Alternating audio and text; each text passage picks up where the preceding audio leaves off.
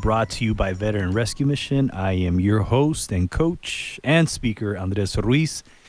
John McClain, unfortunately, is not here with us. He is at the U of A doing his thing, and so he's going back to school. He is cool for school, so he's definitely going to school, and I'm really proud of him. Good job, John. We're really proud of you, and we're rooting for you. So, and you're probably going to be smarter than us. That's what Tom and I decided. That we said, it's going to be a little bit smarter than us when he gets back, but yeah, wishing you the best. So today we have a great show. And first guest we're going to be having is Melissa Gaskell from La Frontera. And then in the second part of the show, we're going to be having probably our favorite guest from TIA, Tucson International Academy, Jennifer Herrera, a.k.a. Dr. J. So what I want to do is I want to get started with a little bit of motivation. And I want to talk about how next week will be the week when everybody gives up on their New Year's resolution.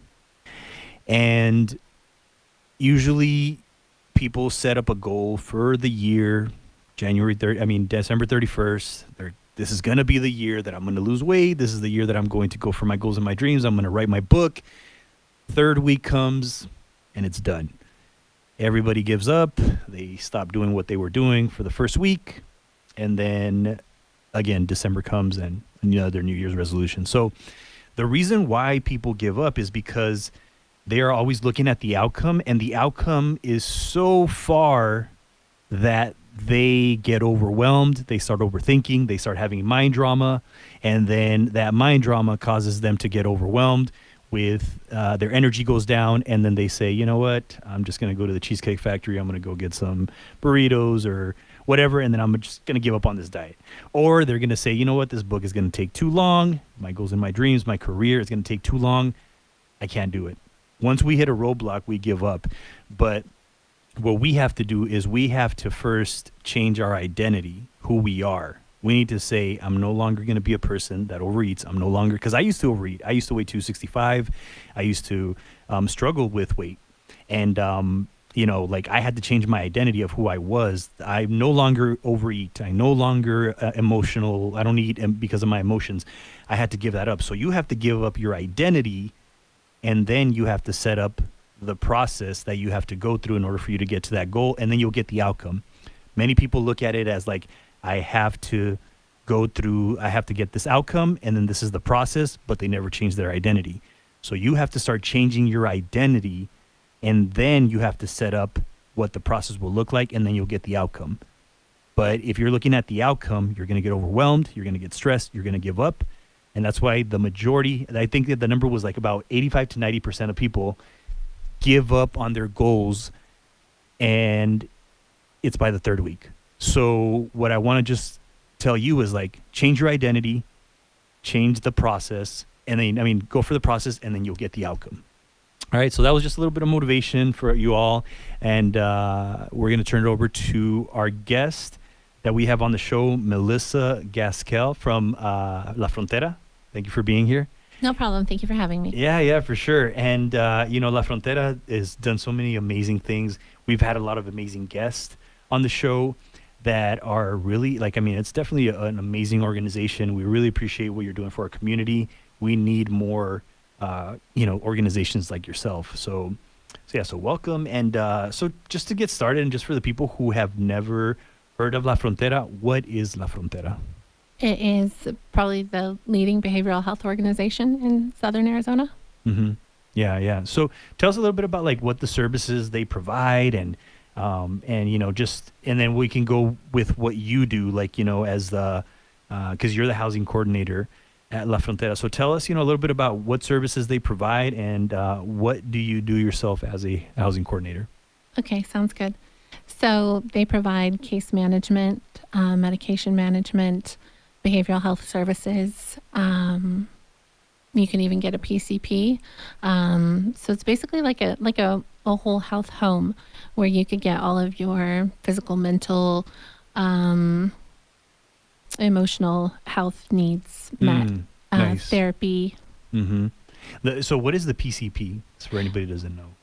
Primary care physician. So okay. You can also have like a basic PCP within La Frontera, so that you can have all of your services under one roof. And you mentioned something that's very powerful about emotions, and what are your thoughts about that? Like, when people, how do our emotions cause like what we do, like in these kind of circumstances? Like, what are your thoughts about that? Just curious. Um, Emotions are pretty huge, depending on who you are, Mm-hmm. what sort of, um, even what sort of mental health problem you may have. Mm-hmm. That's going to guide a lot of it. The more probably control you have over your emotions, the more control you kind of have over all the other parts. If you let strictly your emotions guide you, you can get wrapped up. You can, um, obviously, you could probably cause yourself to have some sort of physical or mental health ailment just by being stuck in that emotional place. Mm-hmm. Yeah, definitely. I know I've been stuck in my emotional places many times, and our emotions can definitely get us into trouble in many ways, for sure. And I'm glad that you all are, doing something to help these people with their emotions, and with your experiences, like, how do you feel La Frontera has been able to help these people out with their emotions and the challenges that they've been having? Um, we're always there to be a support, Mm-hmm. maybe a catalyst, to engage them and to help them in any way. Of course, a lot of that's going to fall on the person who needs the help as well. Of They course. have to actively engage. They have to take the help that's offered. They have to um, be willing participants in that change. Provided that they are, we obviously provide them the support and the tools needed to make healthy change in their lives. Mm-hmm. Yeah, definitely. And with and I'm assuming, like, with, like, when you say tools, I'm thinking it's therapy. I mean, what else is there that the tools that come with that? So. Well, it can be healthy living. It can be Mm-hmm. habilitation skills. It can be Hmm. simple things you really wouldn't think of. Maybe how you dress yourself, how you present yourself, your Mm-hmm. confidence level. Um, there are a lot of tools, how we speak with one another, Mm-hmm. Mm-hmm. how we manage our anxiety level or those emotions Mm-hmm. when we have to deal with other people to get our needs met. Absolutely. Yeah, I love that. And it's so true that all these things, it's not just one thing that's going to fix these emotions and these challenges that you're having. There are 5 or 6 things that factor into your emotional, your mental, your physical health, all this stuff. So, yeah, we'll definitely get more of that information. This is really good stuff. I really appreciate this. But we're going to be going to the commercial break. And if any of you are interested in taking your life to the next level, if you're a person who has been waiting for a week, month, year, a decade to take action towards your goals and your dreams, I would love to give you a free consultation, a free life coaching consultation, so that I can show you how you can overcome any fears or any limiting beliefs that are stopping you from taking action. And I'm going to help you take action to overcome procrastination so that you can pursue your goals and dreams and ultimately find your life's purpose. We have an amazing guest, Melissa Gaskell, the housing coordinator of La Frontera. And, right now when we went to break, we were talking about emotions. We were talking about all the amazing work that La Frontera is doing. And Melissa herself is doing some amazing work for La Frontera. And we got into it a little bit, but then we got into the emotions, then we got into the therapy and all that good stuff. But my question to you is, as the housing coordinator, what do you do? What goes on, in what you do as, with your job, and, the experiences that you've had with clients and the experiences you've had with your staff. Tell us a little bit about that. Okay, sounds good. So I'm not the only one. I actually work with a team. There are currently 3 of us. Mm-hmm. We work really well together. We each bring different strengths and gifts and talents to the team, and I think complement each other very well. As a team, we work together to serve currently, I'd say 11 sites, Mm-hmm. to provide them with basically on-site case management services where they live. So we rotate and share all of our sites. And so every day is a little bit different depending on where we are. But the main goal is we're supporting people who are in housing who need support in order to stay housed. Yeah. And with being able to stay housed, like what are pretty much like the requirements for people to stay housed? Like what does that process look like for them to stay housed? Yeah. It varies. So we have some sites that are based on disabilities, some sites that are veteran based, some sites that are elderly, some sites that are chronically homeless. And so the needs are going to be different. Someone with a mental health disorder may need a different type of support than a person who was chronically homeless. Person who's chronically homeless may need help more with maintaining their home. Maybe they've never had an apartment manager before, don't even know, what do I do if my dishwasher leaks, or if my toilet, how do I get that fixed? You'd be really surprised. People don't know the simplest things. Maybe they would let that toilet just leak. I don't know. I didn't know there was something I was supposed to do. Yeah.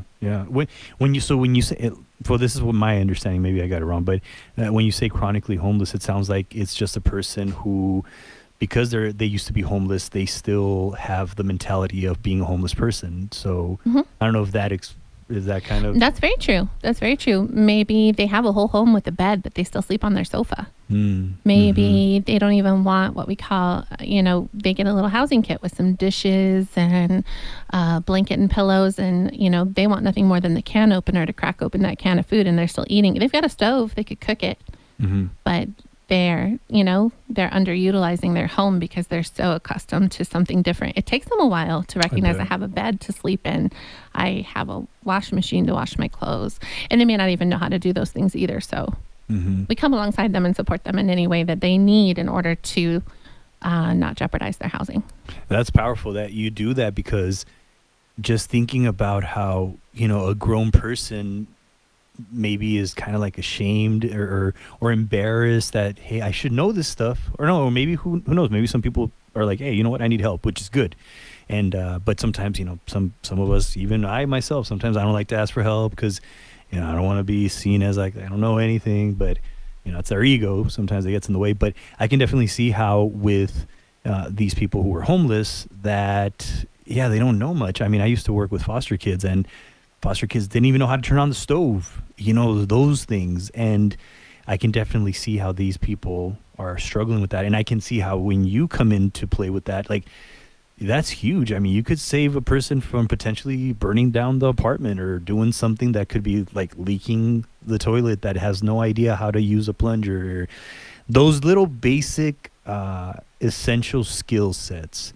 And I mean, so is that kind of like what you've seen that you've taught these people, like these types of skill sets? Like what type of skill sets do you usually teach, these people that you're helping? Well, that would be the most basic, the example I just gave. But, in all honesty, a lot of them do know how to do those parts themselves. We do run into these cases, but we provide, let's say, computer skills classes in case they would like to get a source of income or a job, or maybe even email family somewhere in another state. We provide employment services so that they can, build a resume, put in applications. We've provided cooking classes, food pantry on site, as well as transport, say, to the food bank to get a food box, or to the grocery store to use their food stamps. And then we're a buffer between a lot of those things too. If they need help renewing those food stamps, or connecting with more of what La Frontera has to offer through their clinical services.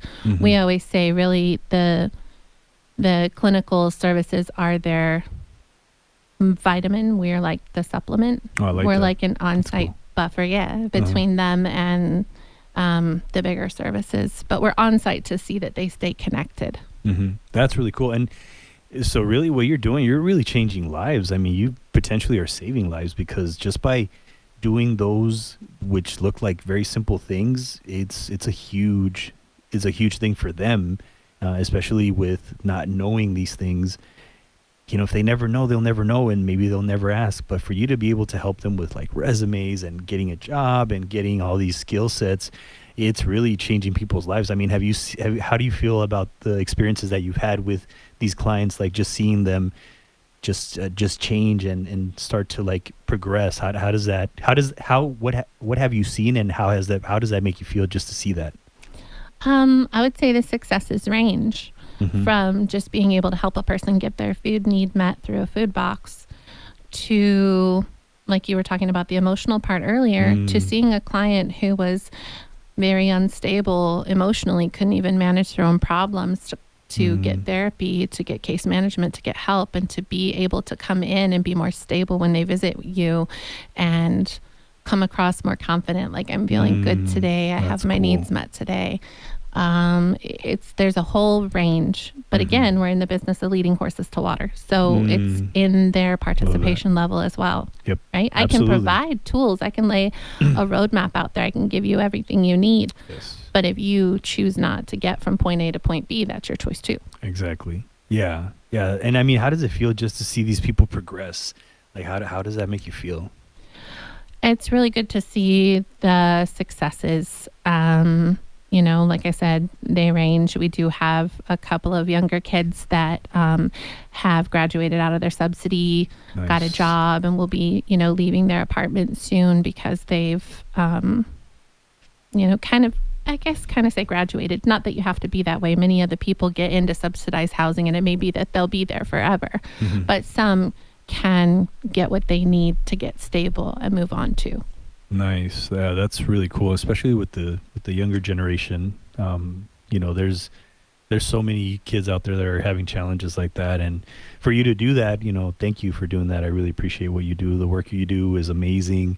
You're helping lives. You're helping lives. You're transforming lives, and you have to look at it like this: like you're transforming that kid's life or that person's life, but you're not only transforming their life, you're transforming their family's life, because when that kid gets out of there, they're eventually going to have kids, and had it not been for somebody like you, where would they be? They could potentially be dead or end up homeless again or in jail.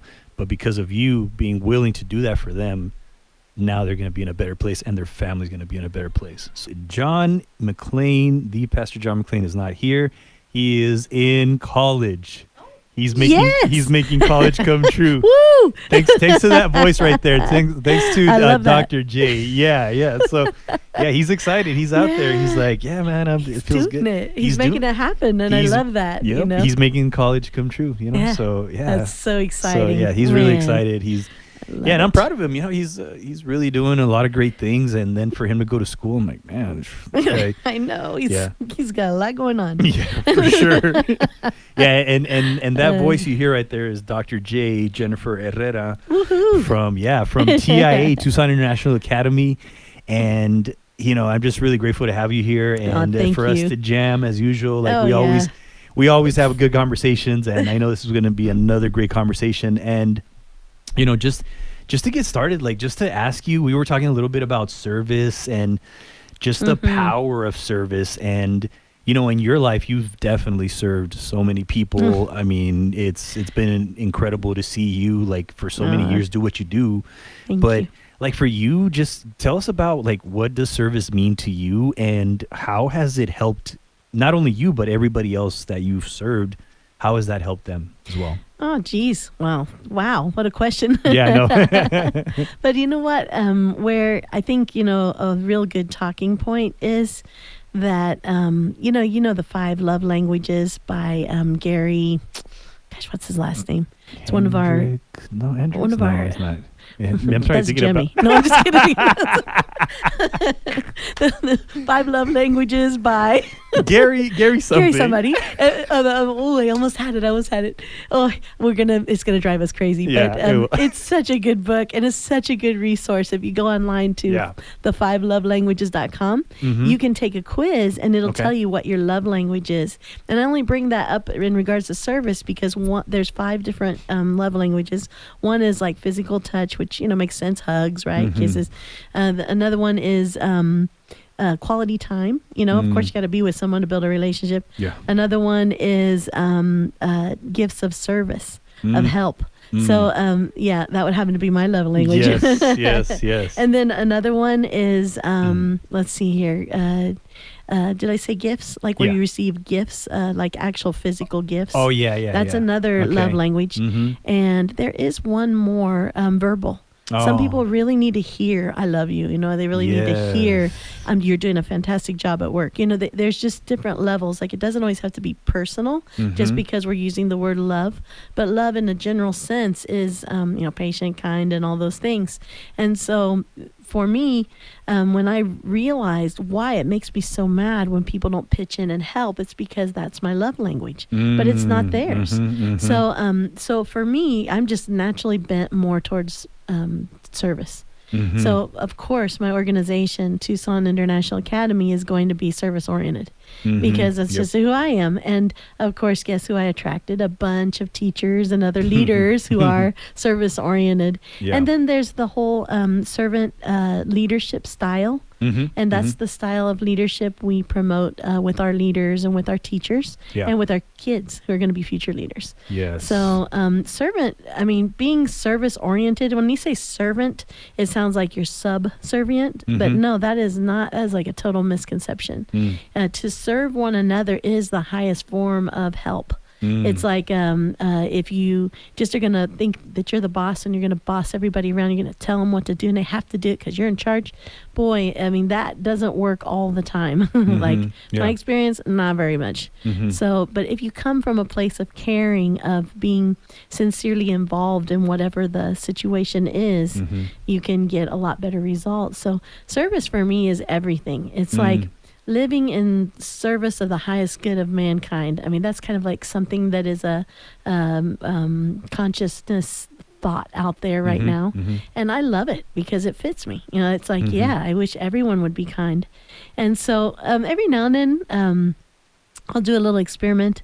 And lately I've been experimenting. And I've had a weird result. I have been down with the wonderful COVID the past few days. And so I was not out among people. And for me, if you're kind of people oriented and service oriented, you get lonely really quick. So I made an excuse to go get a coffee at McDonald's. And of course it was terrible service. And it was, really everything that went wrong could go wrong. But I just decided, that I was so glad to be out of the house for that minute, and I didn't want to ruin the moment, that I was going to make it a positive experience. So I said, how can I serve this poor guy who clearly doesn't know what he's doing? I have the same order at McDonald's, so I know how it's supposed to come out. I'm like, this isn't it. And so anyway, I thought, man, how am I going to do this? Because he is ready to blow, and it looks like he's ready to blow on me. And I thought, but I don't want him to have this bad moment because, everybody's stressed. We don't need more of this. So long story short, I tried to serve him. I served him first by acknowledging his frustration. I just said, ooh, everybody's kung fu fighting, huh? What movie? Do you know that movie? Wayne's World. Yeah. I remember that. And he goes, yeah. And I said, yeah. I said, it's crazy, isn't it? I said, but you know what? We all need our McDonald's, and I'm going to need you to fix my order. And but I said it really nice and got him laughing. And by the end, he was laughing so hard, and me too. And I thought, okay, I did succeed in lightening his load, also getting what I wanted, and just having a little interaction was nice for me.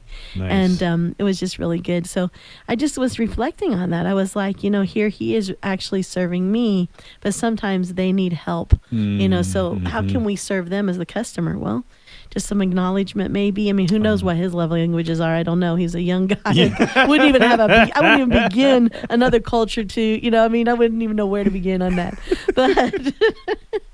But it was just like a fun, odd, weird moment. And I say it's because of service, it's because everybody can relate to a little help, a little relief, please. Oh my goodness. It's like we are all just so worked up. Oh my God, this COVID. Oh my God, my bills. Oh my God, the traffic. But doesn't have to be that way. And it starts with, Mr. Coach, I know you will agree, the mindset. Oh my God, absolutely. You get it in your head that you are going to serve, and no matter what, and then you go do it, and it can be a real game.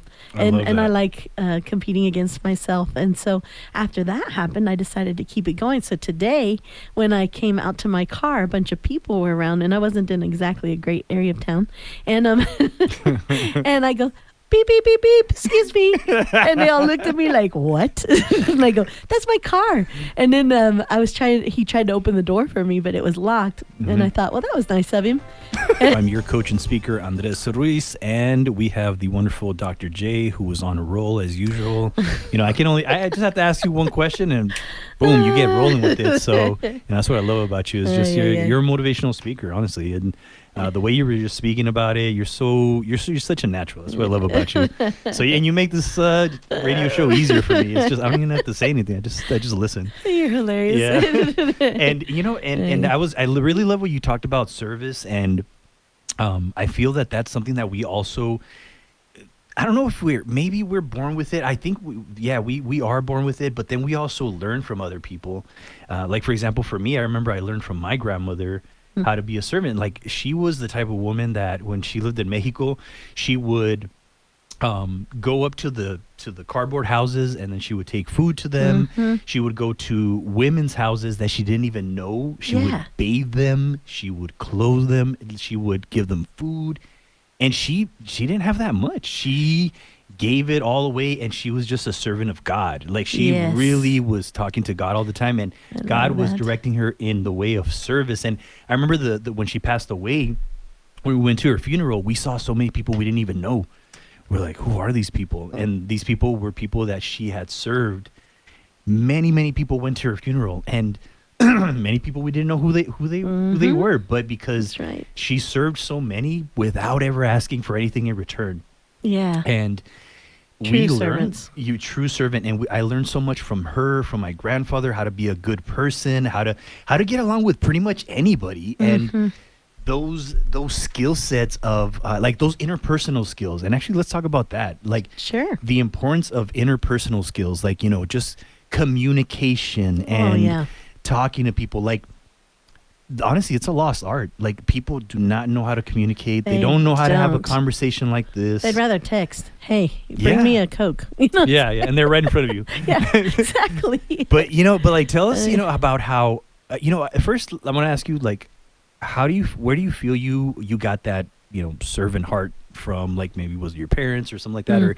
And then we can go into like the importance of interpersonal skills and how you learn these interpersonal skills and the importance that, the youth need this type of information. Absolutely.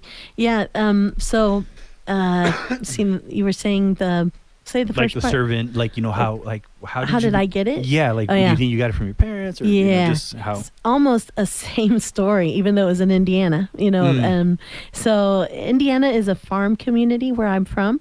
And farm work is extensive, and if the farmer gets sick, the other farmers around come and they help. That's like a sense of community. Like, we know that the animals still need fed, and poop still needs shoveled, and you got to make sure the fences are good. And so a farm community is very service oriented. They help each other all the time. I mean, that's cool. And I appreciate that a lot. I also know that in Indiana, seemed like all the women had help come in. So and I remember I moved away when I was young, and I was like 21 when I moved away. And when I got down here to Arizona, I never even thought of getting someone to clean my house. I was a single. I mean, goodness, but I remember my sister-in-law, when she married my brother, she got help. I was like, help? Oh, I wish I had help. And I was like, but then I got to kind of looking at it, and I looked and I thought, oh, my other sister-in-law also has help, and they were both capable women. I mean, they weren't even working full time. And I thought, but they have help. Well, later I got to researching it because, I went to U of A, and we did a whole lot of cultural studies, and mine is in language reading and culture, my PhD. And it came up in that study about how communities have embedded ways of transmitting their values to one another. And so in a farm community, for that community to be successful, for a bunch of animals not to die and for the food chain to not be hindered, you have to have a system in place that will work. So that community has definitely built in the ideology of it's good to help one another. You help me, we'll help you, everybody helps each other, and we have a prosperous community. And it's built in even with the young women, like that you pay someone to come over, and it doesn't mean that they're poor. The poor people are the ones coming to help you clean your house. It's really more about that camaraderie, and that's where women teach each other how to cook, how to sew, how to get that stain out. I mean, I learned more hacks on clothing and stains, growing up where I did, and there's all kinds of traditional ways of handling household needs, and how can those be passed down? I mean, yes, your mother's the primary, maybe your grandmother's also a primary, but you get a lot more even from all these helpers. And I remember my grandma; they were very poor on a farm, and they had help. Everybody has help, whether you're rich, whether you're poor. You had help where I'm from. So that's in Indiana. So I just think it's interesting to look at how society has built that value in where it's needed, and how much more than on a farm community. That's really cool. And I love how you said that the whole values, like when you're around good people that want to help, that makes them want to help you too. And like and going back to values, we talk a lot about values and how powerful they are, and just being surrounded by people with good values, people that are good. Like today I was having a conversation with Zach Yenser, and we had some lunch together, and we were talking about how, we just want to be around good people because it makes us a better person, and it holds us accountable too, to make sure that you stay a good person. So tell us about that. Like, let me talk about standards and about that, and just the surroundings, the people you're around, and how that helps you raise your standards. Oh man, as who you're around is everything. And I will say, who set the standards for me were my two grandmas. Oh wow. There was one grandma who was a lot more into homesteading than the other, and she had all the family functions. She was the matriarch of our entire extended family. Oh, cool. So she had all the Christmases, and I was always her help. I was the help that came in there. Yeah. So I learned a lot, and I just learned not to cut corners on certain things. The way you wash dishes. I remember washing dishes with a guy that I was dating back in high school, and when I was washing them, we had a dishwasher, so I could load a dishwasher like that. But to hand wash, not so good. And he would just take my stuff and throw it back in. I'd be like, what the heck? He'd say, you didn't do it right. So standards, and believe it or not, I remember that. And I'm like, I guess you do have to get all the food off. Otherwise, bacteria will grow. So it's obvious. But how are you going to learn the obvious if someone didn't point it out to you? So it's kind of important that you have those different values all around you, speaking on all levels. Third generation grandma, a parent, a peer, someone that's your age that you are engaging in some level of work with. So, and then jobs, we all had jobs. I was working since I was 12. I mean, I don't know if there was a law back then or not. I mean, maybe I'm that old. Maybe we were in factories. I really don't know, but but I was working, and I should have a heck of a Social Security. Let's just put it that way. But everybody did. Everybody in my hometown, we all got a job when we were 12, and we got paid, and we went to work regularly, and we still went to school full time, and we but it was just that community's values, and that's what happened. And they made certain jobs for kids. Like they say, oh, we only have a couple of openings for an adult, but we're looking for some teenagers, because it's really important that we teach them what the quality of work is.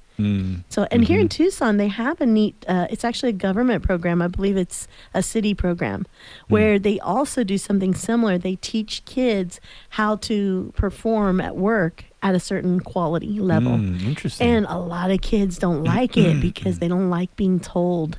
And so you get that opportunity to be corrected. Now, I was corrected all my life because the entire community was gentle but firm. It was a German community, and they were direct. And you didn't have to guess if you were wrong. They were just like, you're wrong. Do it again, throw it back in.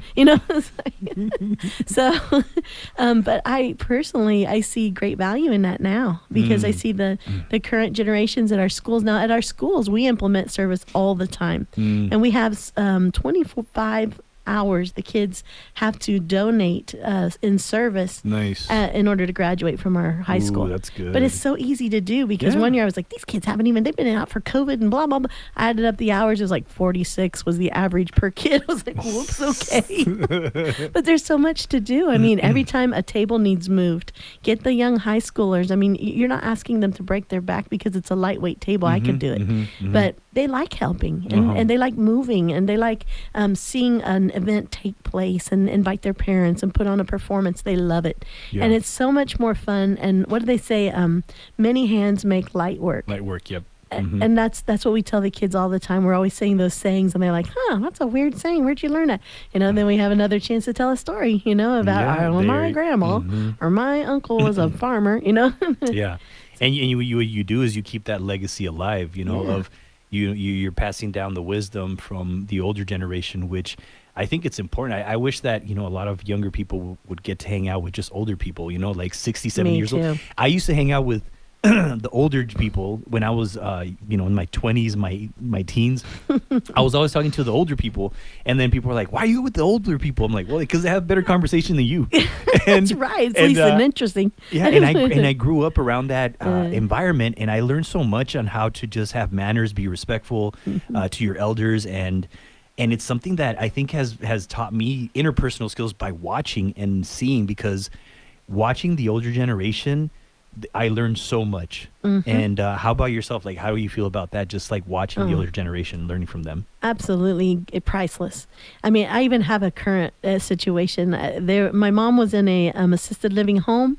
They wanted to have a Bible study there. Well, my husband happens to be a pastor, and I was like, well, okay, I will commit to a once a week Bible study. So I got another couple friends to help me so that, because I do work full time and I can get pulled away. So I got to have a sub ready. So anyway, we worked together as a team. We offered this Bible study, but I tell you what, I don't know who learned more, them or us. Wow. Because you're talking 80-year-olds that have been sitting in church for at least 60, 70 of those 80 years. Man, and they know way more than this young 56-year-old. Yeah. And it's like, wow, I mean, they would ask us a question and we would present an idea, and they looked like they were asleep, right? But no, present something that might be off a little. All of a sudden, all of them are awake and they're looking at each other and they're like, yeah, no, I think you need to go back and do your research. It's like, wow.